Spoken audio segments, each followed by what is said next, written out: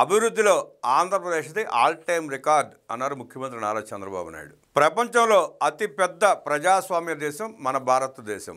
నేడు 79వ స్వాతంత్ర దినోత్సవం జరుపుకున్న శుభ సందర్భంగా భారతీయులకు, ప్రపంచంలోని తెలుగు వారికి, రాష్ట్ర ప్రజలకు శుభాకాంక్షలు అన్నారు ముఖ్యమంత్రి నారా చంద్రబాబు నాయుడు.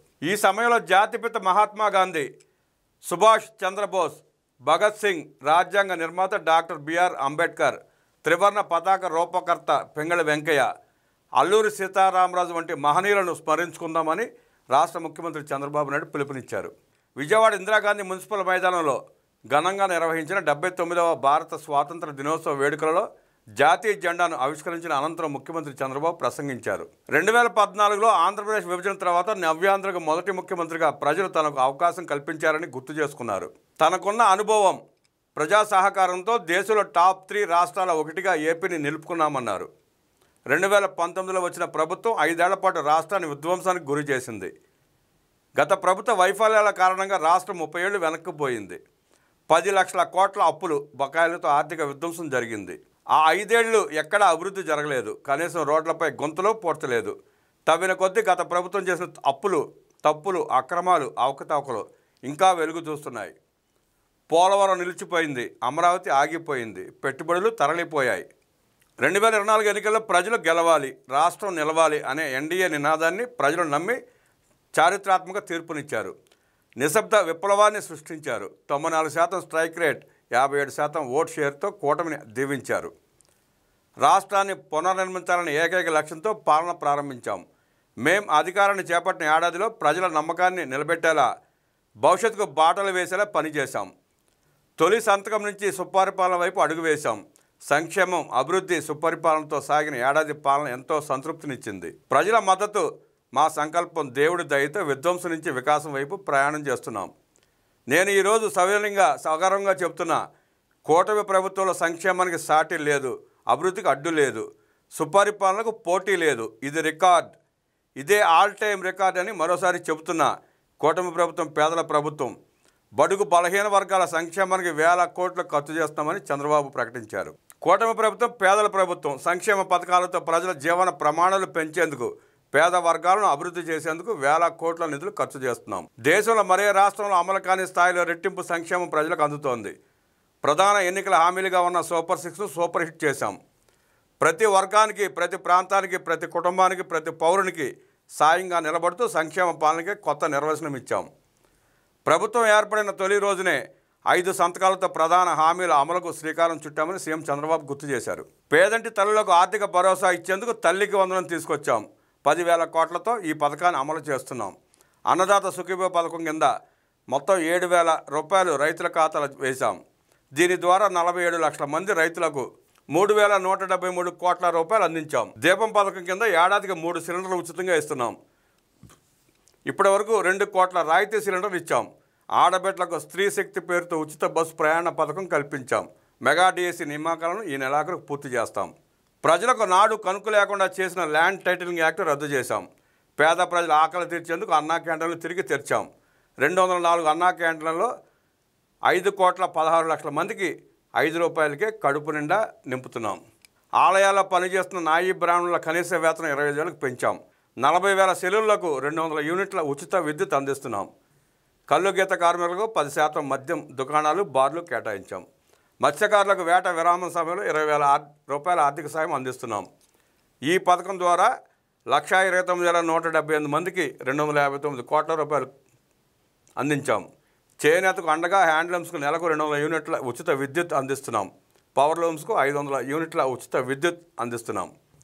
ఎస్సీ వర్గీకరణతో వారి దశాబ్దాల ఆకాంక్ష నెరవేర్చామని సీఎం చంద్రబాబు స్పష్టం చేశారు. చౌక దుకాణాల ద్వారా ఎప్పుడు కావాలన్న రేషన్ సరుకులు తీసుకునే వీలు కల్పించాం. ఎండియు వాహనాల రద్దుతో రేషన్ బియ్యం రీసైక్లింగ్ మాఫియాకు అడ్డుకట్టు వేశాం. 18 లక్షల మంది వృద్ధులు, దివ్యాంగులకు 26 నుంచే రేషన్ ఇంటి వద్ద అందిస్తున్నాం. ఇక వ్యవసాయంలో సాగు ఖర్చు తగ్గాలి, రైతుల ఆదాయం పెరగాలనే సంకల్పంతో పనిచేస్తున్నాం. మారుతున్న ఆహారపు అలవాట్లకు అనుగుణంగా డిమాండ్ ఉన్న పంటలు సాగు జరగాలి. ఎరువులు, పురుగుమందుల వినియోగం తగ్గించి ప్రకృతి సాగు దిశగా రైతులు అడుగేయాలి. ఆర్గానిక్ ఉత్పత్తులతో ఆరోగ్యం కాపాడుకుందాం. ప్రపంచ మార్కెట్లకు ఆర్గానిక్ పంటలను ఎగుమతి చేసి ఆర్థికంగా బలపడదాం. ఆర్థికంగా కష్టాలున్నా రైతును బలోపేతం చేసేందుకు అన్నదాత సుఖీభవ పీఎం కిసాన్ ప్రారంభించాం. ధాన్యం కొనుగోలు చేసి 13,584 కోట్ల రూపాయలు రైతులకు 24 గంటల్లోనే చెల్లించాం. గత ప్రభుత్వం నిలిపేసిన డ్రిప్ సబ్సిడీలు, యాంత్రీకరణ సబ్సిడీలు తిరిగి ప్రారంభించాం. సాగులో సాంకేతికతను తీసుకొచ్చాం. ఖర్చు తగ్గేలా డ్రోన్ టెక్నాలజీ, శాటిలైట్ సేవలను వ్యవసాయానికి వినియోగిస్తున్నాం. అవేర్ ద్వారా వాతావరణ పరిస్థితులపై రైతులను అప్రమత్తం చేస్తున్నాం. అంతర్జాతీయ పరిణామాల కారణంగా వాణిజ్య పంటలైన కోకో, మిర్చి, పొగాకు, మామిడి రైతులు ఇబ్బంది పడితే వారిని సకాలంలో ఆదుకున్నాం. రాయలసీమను హార్టికల్చర్ హబ్ చేసేలా ప్రణాళికలు అమలు చేస్తున్నాం. వాణిజ్య పంటలతో వ్యవసాయాన్ని లాభసాటి చేస్తాం. ఆక్వా రంగాన్ని ఆదుకునేందుకు యూనిట్ విద్యుత్తును ₹50 అందిస్తాం.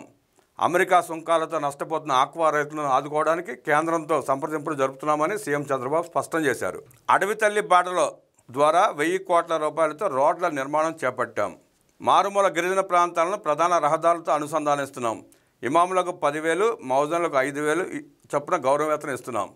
సోషల్ మీడియాలో మహిళలపై అసభ్యకర పోస్టులు పెడితే కఠినంగా వ్యవహరిస్తున్నాం. పంటలు పుష్కలంగా పండాలంటే సాగునీరుకు లోటు ఉండకూడదు. రాష్ట్రంలోని అన్ని నదులు అనుసంధానిస్తే కరువు అన్న మాటే ఉండదు. సాగు, తాగు పరిశ్రమలకు అవసరమైన నీరు అందిస్తే ఆర్థిక వ్యవస్థ పురోగమిస్తుంది. గత ప్రభుత్వ నిర్లక్ష్యానికి బలైన సాగునీటి రంగాన్ని మళ్లీ గాడిన పెట్టాం. గోదావరి వృధా జలాలను పోలవరం నుంచి బనకచెర్లకు మళ్లించాలి. సముద్రంలోకి వృధాగా పోయే నీటిని వినియోగిస్తాం. బనకచెర్లతో ఏ రాష్ట్ర నీటి ప్రయోజనాలకు నష్టం వాటిల్లదు. దీనికి ఎవరూ అభ్యంతరం చెప్పాల్సిన అవసరం లేదు. ప్రకాశం జిల్లాను కరువు నుంచి బయటపడేసే వెలుగొండకు అత్యంత ప్రాధాన్యత ఇస్తున్నాం. వచ్చే ఏడాది జూలై నాటికి సాగునీరు ఇచ్చేలా ప్రాజెక్టు పనులు చేస్తున్నామని సీఎం చంద్రబాబు వివరించారు.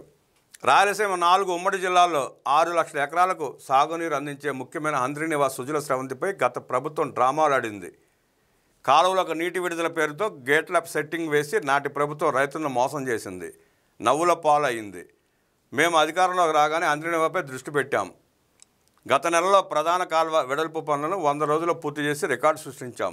3,850 క్యూసెక్ల నీటిని విడుదల చేశాం. ఈ నెలలోనే చిత్తూరు జిల్లా చివరి ఆయకట్టుకు నీళ్లు ఇస్తాం. ప్రకాశం జిల్లాను కరువు నుంచి బయటపడేసే వెలిగొండ ప్రాజెక్టుకు అత్యంత ప్రాధాన్యత ఇస్తున్నాం. వచ్చే ఏడాది జూలై కల్లా సాగునీరు ఇచ్చేలా ప్రాజెక్టు పనులు చేస్తున్నాం. వంశధార ప్రాజెక్టు పనులు వచ్చే ఏడాది జూన్ నాటికి పూర్తి చేసి 40,000 ఎకరాలకు నీరు ఇవ్వాలని లక్ష్యంగా పెట్టుకున్నాం. చింతలపూడి లిఫ్ట్ ఇరిగేషన్కు అనుమతులు సాధించి నిర్మాణం చేపడతాం. పోలవరం ఎడమ కాలువను వీలైనంత వేగంగా పూర్తి చేసి విశాఖ నగరానికి తాగునీరు, పారిశ్రామిక అవసరాలు తీరుస్తాం. ఉత్తరాంధ్రకు గోదావరి నీళ్లు అందిస్తామని సీఎం చంద్రబాబు ఉద్ఘాటించారు. సమగ్ర నీటి నిర్వహణతో వాటర్ సెక్యూరిటీకి అధిక ప్రాధాన్యం ఇస్తున్నాం. ప్రస్తుతం రాష్ట్రంలోని రిజర్వాయర్లు 79% నీటి నిల్వలతో జలకళను సంతరించుకున్నాయి. 785 టీఎంసీ నీరు వివిధ రిజర్వాయర్లలో అందుబాటులో ఉంది. భూగర్భ జలాల పెంపునకు చర్యలు తీసుకుంటున్నాం. భూమిని జలాశయంగా మార్చే ప్రయత్నాలు ఫలిస్తున్నాయి. వర్షాకాలం తర్వాత 3 మీటర్లు, ముందు -8 మీటర్ల కంటే తగ్గకుండా భూగర్భ జలాలు ఉండేలా నీటి నిర్వహణ చేపడుతున్నాం. సాగునీటి సంఘాలు నీటి నిర్వహణలో కీలక పాత్ర పోషిస్తున్నాయి. 6,047 నీటి సంఘాలు, 267 డిస్ట్రిబ్యూటరీ కమిటీలు, 58 ప్రాజెక్ట్ కమిటీలను నీటి నిర్వహణలో భాగస్వాములు చేస్తున్నామని సీఎం చంద్రబాబు వెల్లడించారు. వరదలు వచ్చినప్పుడు ఎగువ రాష్ట్రాలు నీటిని విడుదల చేస్తే కష్ట నష్టాలు భరిస్తున్నాం. దిగువ రాష్ట్రంగా అదే వరద నీటిని వాడుకుంటామంటే అభ్యంతరాలు ఎందుకు? 2027 డిసెంబర్ నాటికి పోలవరం ప్రాజెక్టును పూర్తి చేస్తాం. కేంద్ర ప్రభుత్వం 12,157 కోట్ల రూపాయల నిధులు విడుదల చేసింది. నిధుల విడుదలతో సకాలంలో పనులకు కేంద్రం సహకరించింది. 2028 నాటికి జలజీవన్ మిషన్ కింద ప్రతి గడపకు సురక్షిత తాగునీరు అందిస్తాం. గ్రామీణ ప్రాంతాల్లో 4,000 కిలోమీటర్ల సీసీ రోడ్లు, 250 కిలోమీటర్ల బీటీ రోడ్లు నిర్మించాం. ఆరోగ్య ఆంధ్రప్రదేశ్ విధానంతో వైద్య శాఖను తీర్చిదిద్దాం. సీఎం సహాయ నిధి నుంచి ఇప్పటి వరకు 552 కోట్ల రూపాయలు ప్రజలకు అందించాం. భవన నిర్మాణాలకు అనుమతులు సులభతరం చేశాం. 100 గజాలలోపు స్థలాల్లో ఎలాంటి బిల్డింగ్ ప్లాన్ లేకుండానే ఇంటి నిర్మాణాలకు అవకాశం కల్పించామన్నారు. పల్లెలే దేశానికి పట్టుకొమ్మలున్న జాతిపిత మహాత్మా గాంధీ మాటలు మాకు ఎప్పుడు ఆచరణీయం. జాతీయ గ్రామీణ ఉపాధి హామీ పథకం కింద అత్యధికంగా 5,211 కోట్ల రూపాయలు ఖర్చు పెట్టాం. గ్రామీణ ప్రాంతాల్లో 4,000 కిలోమీటర్ల సీసీ రోడ్లు, 250 కిలోమీటర్ల బీటీ రోడ్లు నిర్మించాం. 2028 నాటికి జలజీవన్ మిషన్ కింద ప్రతి పల్లెకు, ప్రతి గడపకు సురక్షిత తాగునీరు అందిస్తాం. గ్రామీణ పారిశుద్ధ్యం మెరుగుపరిచేందుకు పైలట్ ప్రాజెక్టు కింద 500 మేజర్ డ్రైన్స్ నిర్మాణాన్ని చేపడుతున్నాం. సంపద సృష్టి జరగాలంటే నాలెడ్జ్ ఎకానమీ ప్రధానం. అందుకే విద్య నైపుణ్యాలకు ప్రాధాన్యం ఇస్తున్నాం. భవిష్యత్ అవసరాలకు అనుగుణంగా యువతను, విద్యార్థులను సిద్ధం చేస్తున్నాం. ఏపీ మోడల్ ఆఫ్ ఎడ్యుకేషన్ దేశమంతా అనుసరించేలా రాష్ట్ర విద్యారంగాన్ని తీర్చిదిద్దుతున్నాం. ప్రభుత్వ పాఠశాలల్లో మెరుగైన సౌకర్యాలు, అత్యున్నత విద్యా ప్రమాణాలతో విద్యార్థులకు బోధన అందుతోంది. ప్రతి శనివారం నో బ్యాగ్ డేగా ప్రకటించాం. వన్ క్లాస్ వన్ టీచర్ విధానం తెచ్చాం. స్కూళ్ల విలీనం పేరుతో తెచ్చిన జీవో 117ను రద్దు చేశాం. డొక్కా సీతమ్మ మధ్యాహ్న భోజన పథకం కింద విద్యార్థులకు సన్నబియ్యంతో నాణ్యమైన భోజనం పెడుతున్నాం. 953 కోట్ల రూపాయలు ఖర్చు చేసి విద్యార్థులకు డాక్టర్ సర్వేపల్లి రాధాకృష్ణ విద్యార్థి మిత్ర పథకం కింద యూనిఫామ్ కిట్ ఇస్తున్నాం. విద్యార్థుల పురోగతిపై చర్చించేందుకు 2 కోట్ల మందితో మెగా పేరెంట్ టీచర్ మీటింగ్ నిర్వహించాం. ప్రతి ఏటా ఈ కార్యక్రమం కొనసాగుతుంది. ఇంటర్ విద్యా విధానంలో మార్పు తీసుకొచ్చాం. ప్రభుత్వ జూనియర్ కళాశాలల్లో ఐఐటి నీట్ లాంటి ప్రవేశ పరీక్షలకు శిక్షణ అందిస్తున్నాం. ఫీజు రియంబర్స్మెంట్ బకాయిలు విడుదల చేశాం. స్కిల్ సెన్సెస్ ద్వారా యువత నైపుణ్యాలను అంచనా వేస్తున్నాం. వారికి అవసరమైన నైపుణ్య శిక్షణ ఇచ్చి పరిశ్రమను అనుసంధానిస్తాం. భవిష్యత్ అవసరాలకు తగ్గట్టు పాఠ్యాంశాలు మార్పులు చేస్తున్నాం. కరిక్యులం అప్డేట్తో పాటు స్కిల్ పెంచే కార్యక్రమాలు చేపట్టాం.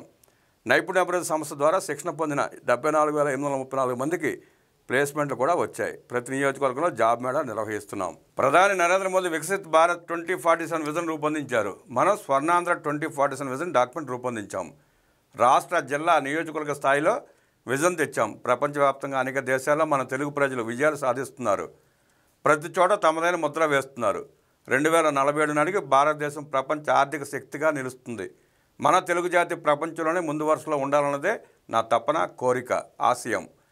తెలుగు జాతిని అన్ని రంగాల్లో నెంబర్ 1గా నిలిపేందుకు నిరంతరం కష్టపడతాను. తెలుగు జాతిని సమున్నత స్థానంలో నిలబెడతానని మాట ఇస్తున్నా అన్నారు ముఖ్యమంత్రి. పారిశ్రామికవేత్తలకు నమ్మకాన్ని కలిగించాం.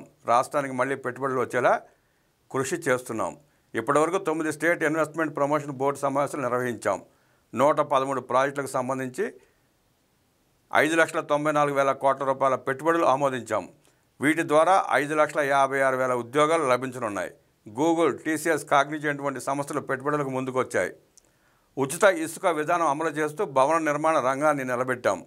ఇప్పటివరకు 1,50,00,000 మెట్రిక్ టన్నుల ఇసుక అందించాం. ప్రజారోగ్యాన్ని దృష్టిలో పెట్టుకుని మద్యం పాలసీ రూపొందించాం. నాణ్యమైన బ్రాండెడ్ మద్యం విక్రయాలు జరిగేలా చూస్తున్నాం. ప్రజా పాలనలో సాంకేతికతను విస్తృతం చేశాం. వాట్సాప్ గవర్నెన్స్ ద్వారా 700 పౌర సేవలు అందిస్తున్నాం. ప్రధాని మోదీ నాయకత్వంలో త్వరలోనే 3వ అతిపెద్ద ఆర్థిక వ్యవస్థగా అవతరిస్తాం. మనది డెడ్ ఎకానమీ కాదు, గుడ్ ఎకానమీ అని చంద్రబాబు తెలిపారు.